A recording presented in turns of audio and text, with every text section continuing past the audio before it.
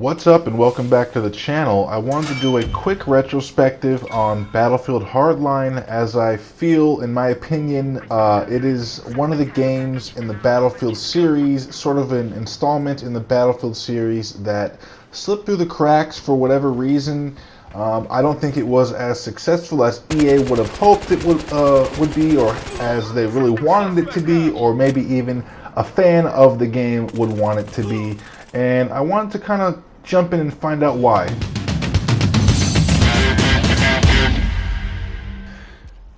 Battlefield Hardline is a first-person shooter video game developed by Visceral Games and published by Electronic Arts. It was released in March 2015 for Microsoft Windows, PlayStation 3, PlayStation 4, Xbox 360, and Xbox One. Unlike the previous games in the Battlefield series, Hardline focuses on crime, heist, and policing elements instead of military warfare. Even the server browser there is a classic Battlefield feature that is beloved by many. The option to be able to see how many players are on a server, what kind of ping the server has, what map it is, what game mode it is.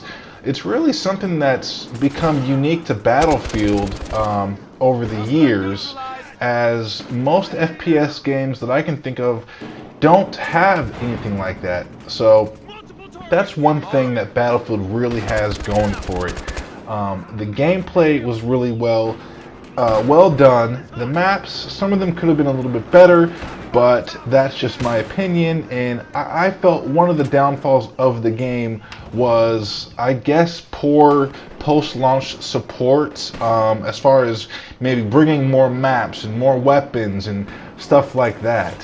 Upon release, the game received a mixed critical reception, with critics praising the game's multiplayer mode, accessibility, and voice acting, while criticizing the game's plot, stealth, and narrative. It is the final Battlefield game to be released for the PlayStation 3 and 360 platforms.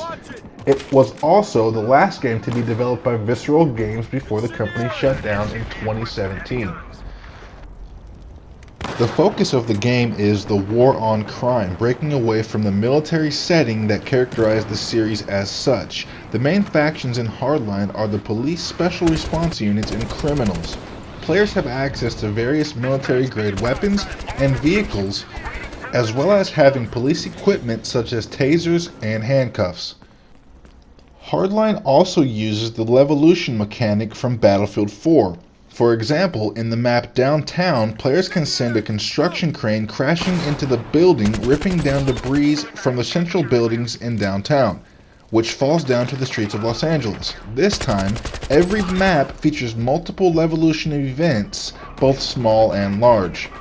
Many new game modes are featured in Hardline, including Heist, Rescue, Hotwire, Blood Money, and Crosshair.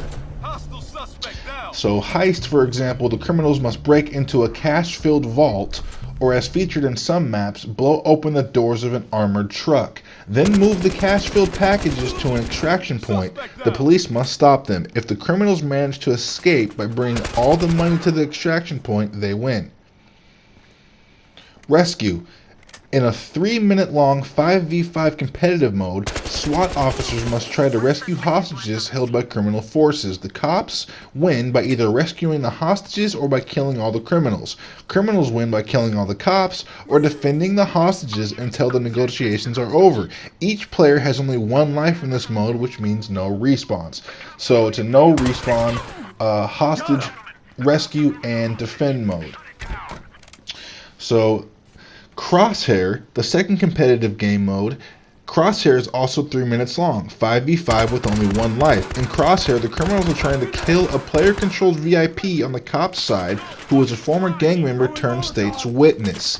The criminals win by killing the VIP, and the cops win by getting the VIP to the extraction point.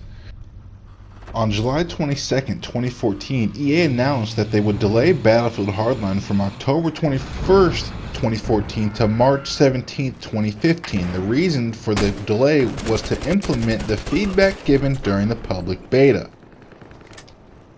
On February 3, 2015, the Battlefield Hardline beta became publicly active on all platforms. It was reported that 7 million people participated in the open beta, and it was met with positive reception from both critics and players. On February 24th, 2015, Electronic Arts confirmed that the game had been declared gold, indicating it was being prepared for production and release. Brian Albert from IGN gave the game an 8 out of 10, praising its enjoyable campaign. He also praised the huge variety of multiplayer modes, the new gameplay features such as the grappling hook and zipline for making traversal faster. However, he criticized the unlock system for not awarding players in accordance to their playstyles and the overly simplistic AI. Hardline also features a pretty solid variety of customization and weapons for both sides, the cops and robbers, if you will. Here's a quick look at some of the assault rifles from the operator class on the cops side. And like I said, the thieves also have similar weapons but not the exact same. And there's 4 different classes in this game, which each have their own pretty much specific role or job that they can contribute or do, and kind of weapon gameplay style. So another thing I wanted to touch on is, of course, it wouldn't be an EA game without some sort of pack or loot box system, which you can obviously pay for with real money or in-game earned currency. Another thing is Tom Clancy's Rainbow Six Siege, a first-person shooter that also launched in 2015, still has a 24-hour peak of 100,000 players according to Steam charts, while Battlefield Hardline only has 30 players over a 30-day average. Twitch numbers for Rainbow Six are 90,000 players right now, while Battlefield Hardline only has 200. Please feel free to share your thoughts and comments below, and I will catch you next time. Peace out.